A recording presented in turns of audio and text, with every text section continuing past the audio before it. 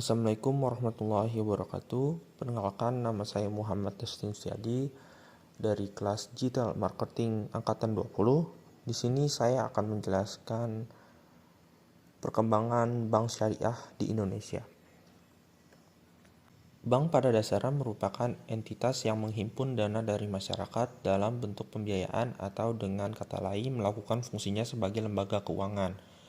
Dalam sistem perbankan di Indonesia terdapat dua macam perbankan, yakni bank konvensional dan bank syariah.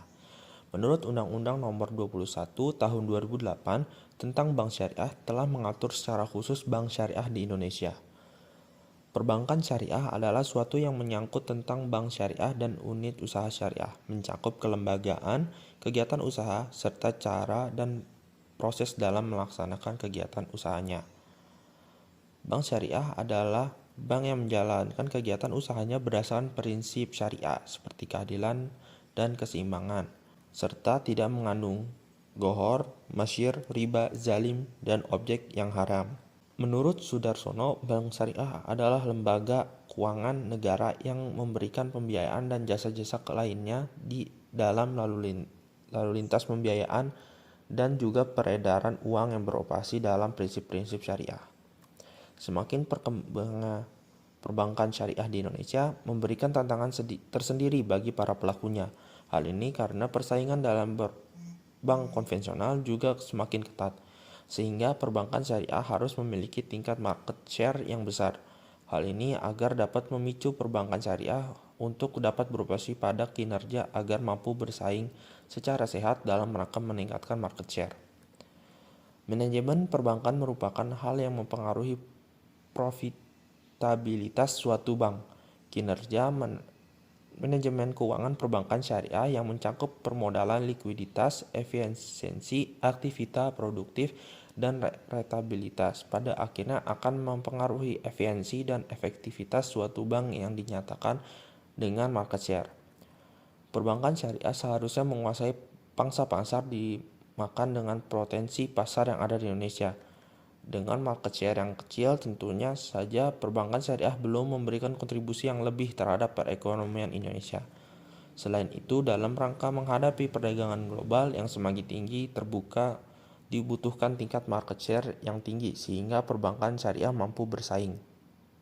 Berdasarkan data statistik industri perbankan syariah, Indonesia tercatat sebagai salah satu negara dengan aset perbankan syariah terbesar di dunia, dengan total aset mencapai 531.782 triliun pada tahun 2020. Peningkatan aset tersebut seharusnya dapat meningkatkan tingkat market share pada bank syariah. Namun, target market share sejak tahun 2010 baru tercapai pada 2016, di mana market share bank syariah membutuhkan waktu 6 tahun untuk mencapai market share di tingkat 5%. Menurut data laporan statistik perbankan syariah yang dikeluarkan oleh Otoritas Jasa Keuangan atau OJK, market share atau pangsa pasar perbankan syariah mengalami kenaikan sebesar 6,18% yang pada tahun sebelumnya 6,01%. Hal ini memberikan optimisme terhadap pertumbuhan industri keuangan perbankan syariah di masa depan dan menjadi sebuah tantangan dalam mewujudkan cita-cita dalam memajukan perekonomian nasional. Otoritas Jasa Keuangan atau OJK mengharapkan pertumbuhan market share bank syariah terus meningkat sesuai rencana, yaitu 20%. Tentu saja, bank syariah harus lebih meningkatkan kinerja guna untuk mencapai tingkat market share yang ingin dicapai.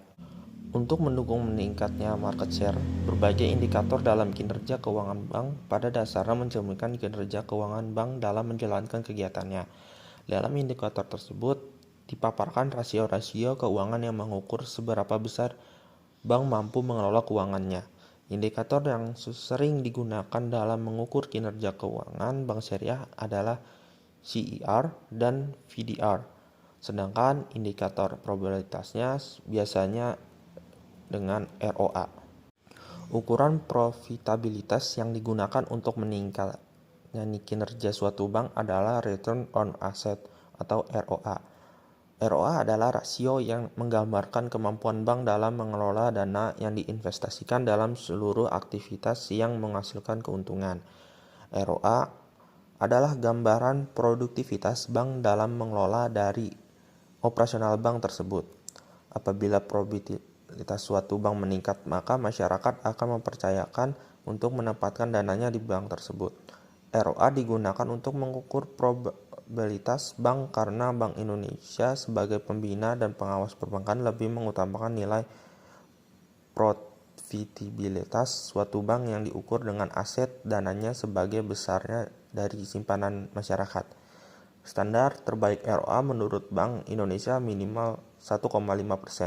Semakin kecil rasio ini mengindikasikan kurangnya kemampuan manajemen bank dalam hal mengelola aktivitas untuk meningkatkan pendapatan atau menekan biaya.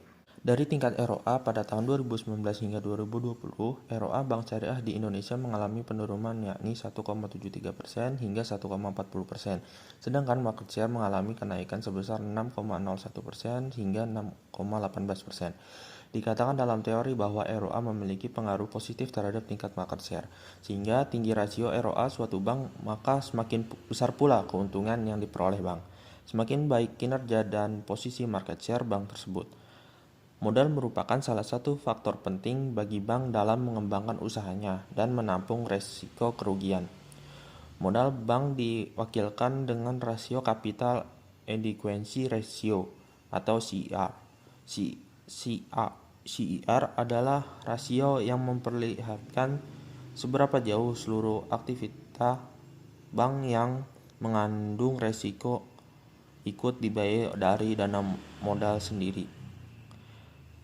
Di samping memperoleh dana dari sumber di luar bank, tingginya rasio modal dapat melindungi deposan dan meningkatkan kepercayaan masyarakat pada bank dan akhirnya dapat meningkatkan market share. Mungkin sekian dari saya, kurang lebihnya mohon maaf. Wassalamualaikum warahmatullahi wabarakatuh. Terima kasih.